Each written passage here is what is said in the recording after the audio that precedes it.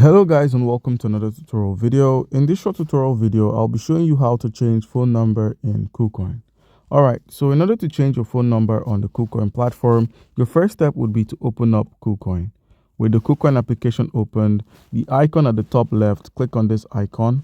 Once it's opened, where we have the security option, click on this security right here. Make sure your account is verified.